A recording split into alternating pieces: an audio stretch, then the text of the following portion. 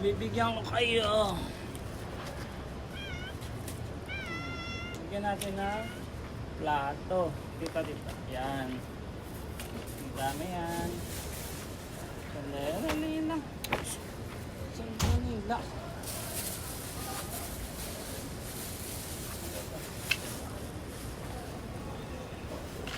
Ayun.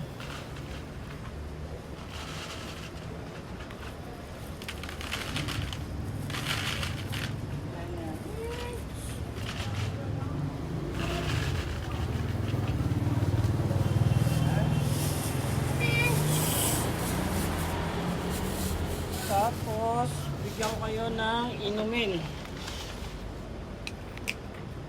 Ito dito, inumin. Kawawa naman kasi sila. Oo nga't makakakain sila kaso sa basurahan. Maraming pagkain sa basura, kaya lang mainam na rin makakain sila ng masarap, di ba?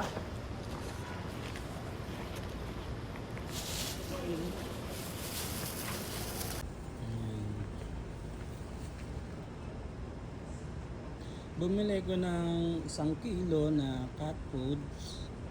Yan, bibigay ko sa mga madadaanan ko.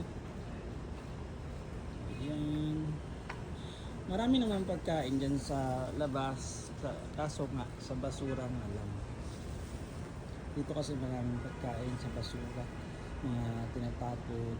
O kaya yung iba sa mga labas na restaurant, nagbibigay sila dyan sa labas ng mga pintuan ng pagkain sa mga pusa. Pero iba pa rin yung pagkain sila ng masarap, di ba?